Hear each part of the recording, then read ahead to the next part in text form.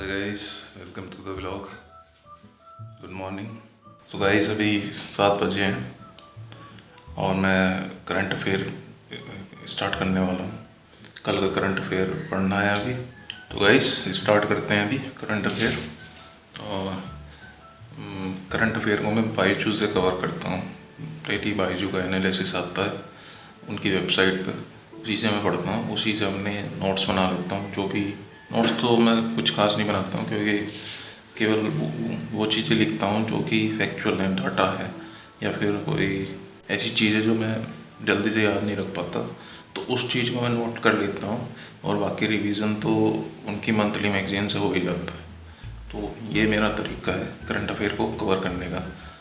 तो आप कमेंट करके बताएं कि आपको ये तरीका कैसा लगा। अगर आपका कोई और तरीका है करंट अफेयर कवर करने का, तो वो भी आप टाइप कर सकते हैं कमेंट बॉक्स में।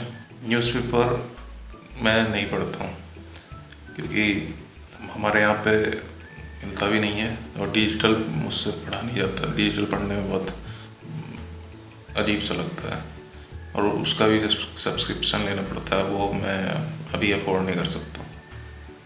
तो बस ऐसे ही पढ़ रहे हैं फ्री मटेरियल से, क्योंकि बहुत मटेरियल अवेलेबल है फ्री भी, तो पढ़ सकते हैं फ्री मटेरियल से भी।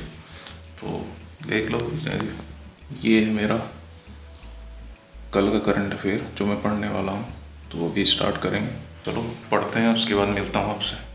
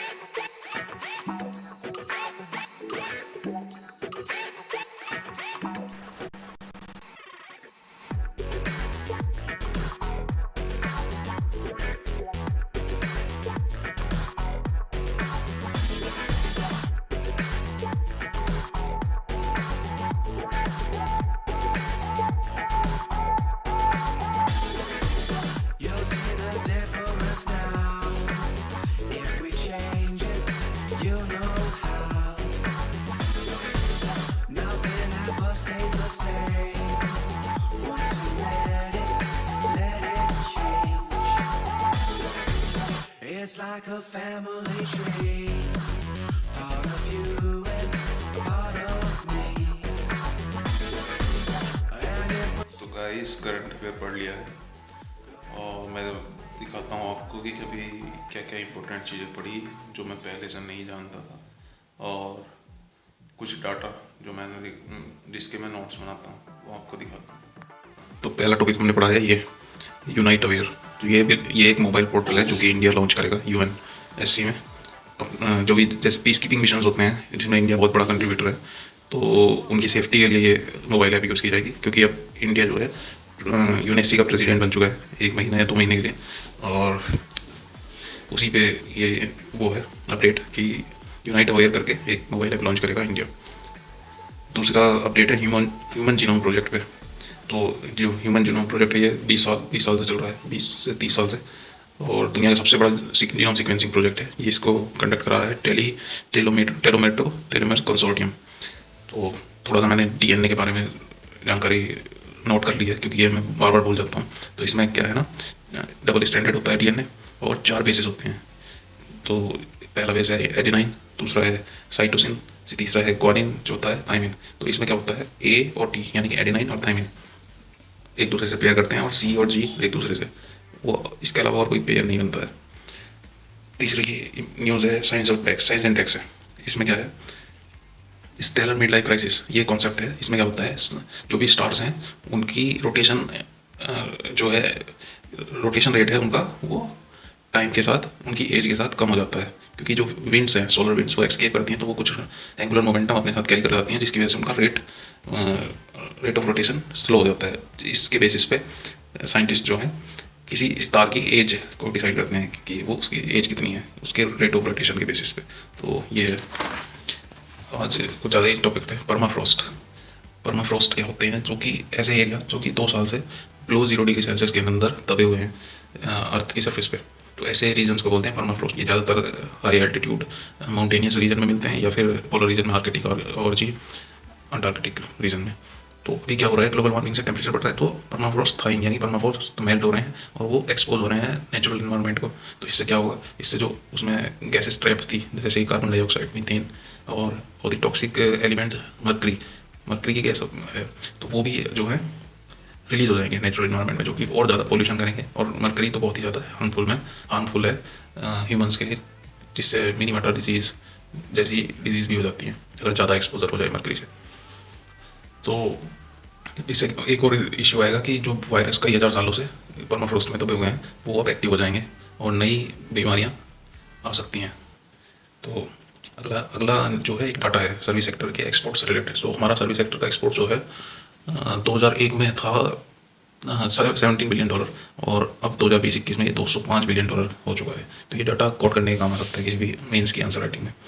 टिग्रे रीजन जो है इथोपिया का न्यूज़ में अभी क्या है ना, FAO food and agriculture organisation और वर्ल्ड फूड प्रोग्राम, उन्होंने रिपोर्ट लॉन्च की है कि कुछ हॉट स्पॉट्स हैं दुनिया में जो कि बहुत ही ज़्यादा एक्यूट हंगर प्रॉब्लम से जूझने वाले हैं आने वाले 3 महीने के अंदर। तो उनमें से एक है टिग्रे रीजन जो है इथोपिया का, जो कि कॉन्फ्लिक्ट रीजन है, बॉर्डर पे है इथोपिया के। तो ये रीजन को इसलिए मैंने नोट कर लिया क्योंकि ये इंपॉर्टेंट है, पूछा जा सकता है ऑब्जेक्टिव्स में। तो अगली चीज़ है बैटल ऑफ कोलाचल। ये ऑब्जेक्टिव क्वेश्चन था, आया हुआ उस हिस्टोरिकल आर्टिकल आया हुआ कोई तो उस पे से। तो ये बैटल ऑफ कोलाचल क्या है, 1741 में हुई थी डच और किंगडम ऑफ त्रावणकोर के बीच में। तो इसमें डच लोग हार गए थे, तो बस यही याद रख सकते हैं। थोड़ा सा डाटा हमने सन के रिलेटेड भी रख लिया याद, ये में क्योंकि कन्फ्यूजन हो जाता है, भूल जाते हैं। ये तो आसान है कि 99.8% मास जो है सोलर सिस्टम का सन में ही है, और ये डाया जो है सन का 109 टाइम्स ज़्यादा है अर्थ के डायमीटर से। तो ये डाटा कंफ्यूज करने वाला है कभी कभी वो। तो जैसे ही आज मैं ऑब्जेक्टिव कर रहा था तो उसमें 190 टाइम्स दे रखा, तो ये डाटा इसलिए याद करना जरूरी है। अभी नासा के डिस्कवरी प्रोग्राम पे रिलेटेड ऑब्जेक्टिव था जिसमें इनसाइट मिशन के बारे में पूछा था। तो इनसाइट मिशन क्या है, इनसाइट मिशन है मार्स एक्सप्लोरेशन का। उसमें क्या है, मार्स की सीजमिक एक्टिविटीज़ को रिकॉर्ड किया जाएगा और मार्स की इंटीरियर सरफेस को भी मार्स की इंटीरियर सरफेस पे भी रिसर्च की जाएगी। तो ये है, और जो भी नासा के लेटेस्ट मिशन अप्रूव किए गए हैं इस डिस्कवरी प्रोग्राम के अंदर वो है वेरिटास और डेविनिक प्लस। तो वेरिटास जो है 15th मिशन है और डेविनिक प्लस जो है 16th मिशन है। अभी मैकेनिकल इंजीनियरिंग पढ़ने वाला हूँ मैं, और मैकेनिकल इंजीनियरिंग में फ्लूइड मैकेनिक्स को रिवाइज कर रहा हूँ, और फ्लूइड मैकेनिक्स के कुछ प्रीवियस ईयर क्वेश्चंस भी सॉल्व कर रहा हूँ। Subjective type, that is conventional questions, जो कि ऑप्शनल सब्जेक्ट में भी पूछे जाते हैं। तो पढ़ते हैं, उसके बाद मिलते हैं फिर।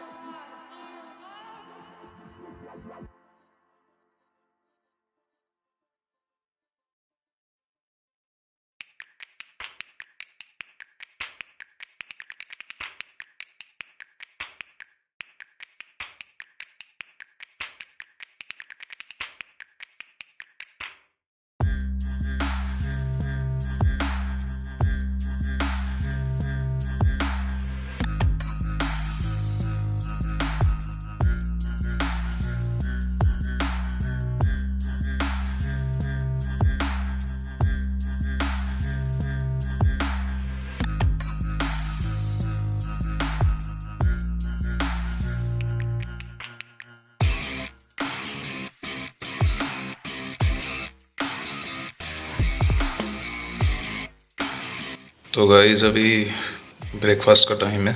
ब्रेकफास्ट में चने की सब्जी, खिचड़ी। तो गाइस अभी मैं बिजनौर जा रहा हूँ क्योंकि एक दोस्त की तबीयत ख़राब है, उसको डॉक्टर के पास लेके जाना है। तो अभी पहले वहाँ जाना है, उसके बाद फिर से पढ़ाई स्टार्ट करेंगे और मिलता हूँ उसके बाद में। बिजनौर नजीबाबाद से लगभग 30 किलोमीटर के करीब पड़ता है, तो वहाँ हमें जाना है डॉक्टर के पास। मिलता हूँ आपसे आने के बाद। तो गाइस बिजनौर से आ चुका हूँ और अभी इसके बाद पढ़ाई स्टार्ट करते हैं। और अभी उससे पहले चाय पीते हैं और थोड़ा खाना खा लेते हैं, क्योंकि आज ब्रेकफास्ट के बाद लंच नहीं किया था। तो अभी आया हूँ तो अभी पहले खाना खा लेते हैं, उसके बाद पढ़ाई स्टार्ट करते हैं।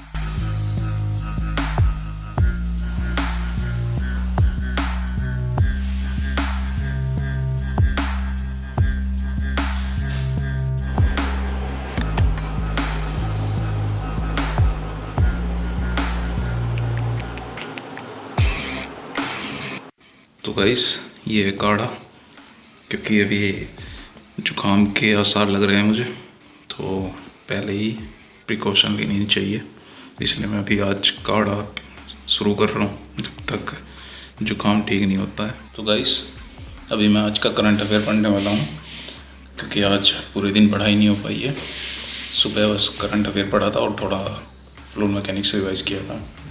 तो अभी करंट अफेयर पढ़ लेते हैं आज का। जो सुबह करंट अफेयर पढ़ा था वो मैंने कल का करंट अफेयर पढ़ा था, तो आज का करंट अफेयर आज ही ख़त्म कर देते हैं। तो कल स्टार्ट करेंगे फिर फ्लूइड मैकेनिक्स को कंप्लीट रिवीजन करके।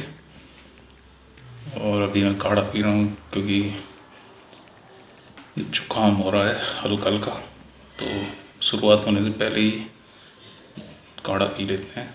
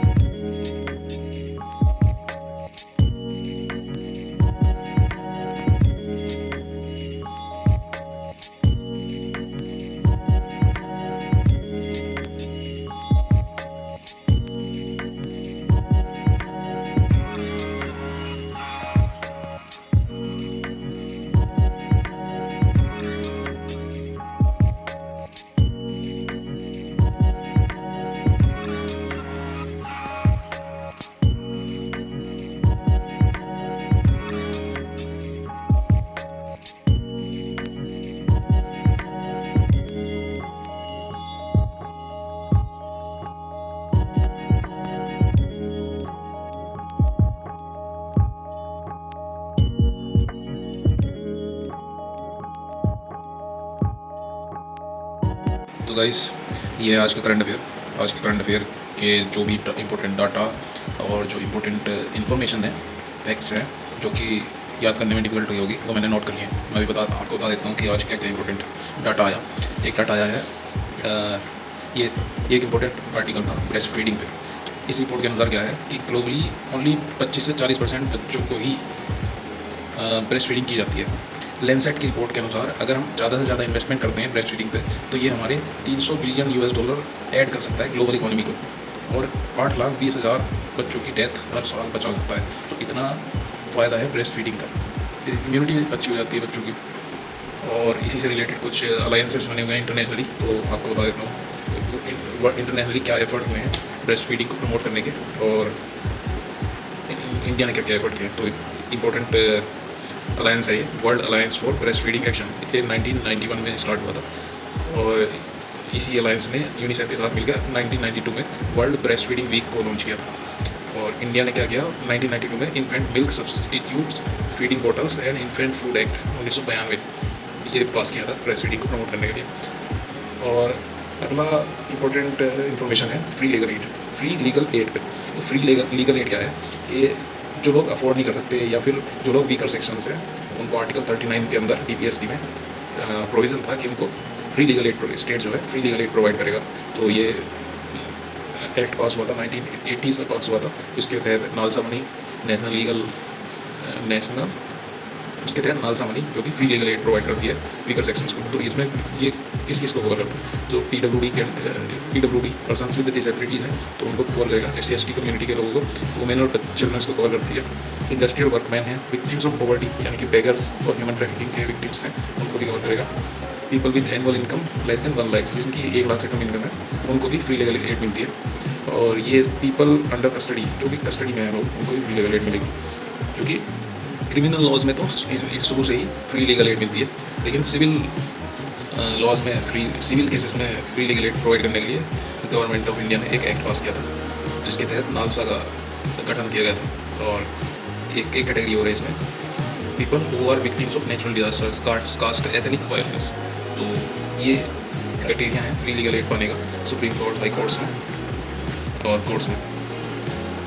तो एक और इम्पोर्टेंट इन्फॉर्मेशन है, ये फैक्ट्स हैं जो कि याद होने चाहिए, ऑब्जेक्टिव क्वेश्चन में पूछे जा सकते हैं। तो PWD एक्ट 2016 के बारे में इसमें कुछ फैक्ट्स हैं। तो इसमें क्या है, इस एक्ट ने जो है number of disability, type of disabilities को, जो कि पहले 7 थी, उनको अब 21 कर दिया है। और एक चीज़ इंपॉर्टेंट याद रखने की है कि इसमें स्टेट की कोई पावर नहीं है नम टाइप ऑफ डिसेबिलिटीज़ ऐड करने में, ओनली सेंटर जो है नई टाइप ऑफ डिसेबिलिटीज़ को ऐड कर सकता है इस एक्ट के तहत। तो ये भी इंपॉर्टेंट फैक्ट है। और तीसरा इंपॉर्टेंट फैक्ट है इस एक्ट से रिलेटेड कि जो भी चिल्ड्रन हैं विद बेंचमार्क डिसेबिलिटी, उनको 6 से 18 साल की एज में right to free education provide किया जाएगा, यानी कि उनको फ्री एजुकेशन दी जाएगी 6 से 18 साल की एज। ओके, तो अगला फैक्ट है हलम ट्राइब। हलम ट्राइब जो है ये आसाम, त्रिपुरा और मिजोरम में पाई जाती है। लोंगाई रिवर ट्रांसबाउंडरी रिवर है इंडिया और बांग्लादेश में। डॉक्टर अम्बेडकर के ऊपर एक क्वेश्चन आया हुआ है प्रीवियस क्वेश्चन UPSC में, तो उनके द्वारा लॉन्च की गई पार्टीज़ के नाम ऑप्शन में दे देते हैं और वो पूछते हैं कि कौन सी पार्टी डॉक्टर अम्बेडकर ने लॉन्च की थी। तो उसमें से 2 पार्टी है जो डॉक्टर अम्बेडकर ने लॉन्च की थी, all India schedule caste federation और द इंडिपेंडेंट लेबर पार्टी। तो ये फैक्ट याद रखने जरूरी है, क्योंकि ये भूल जाता हूँ मैं, पहले भी मैंने क्वेश्चन सॉल्व किया है, लेकिन ये कन्फ्यूजन हो जाता है, तो इसको बार बार रिवाइज करेंगे तो आगे से कन्फ्यूजन नहीं होगा। तो आई होप गाइस ये व्लॉग आपको अच्छा लगेगा। तो गाइस इस व्लॉग को यहीं पे एंड करते हैं। आई होप ये व्लॉग आपको अच्छा लगा, और अगर ये व्लॉग आपको अच्छा लगा है तो लाइक कर इस वीडियो को लाइक करें और मेरे चैनल को सब्सक्राइब जरूर करें और अपने दोस्तों के साथ इस व्लॉग को शेयर करें। और अगर आपको कोई सजेशन है जो कि व्लॉग को इम्प्रूव करने में हेल्प करेगा, तो आप उसको कमेंट बॉक्स में ज़रूर टाइप करें। Thank you very much for watching the vlogs.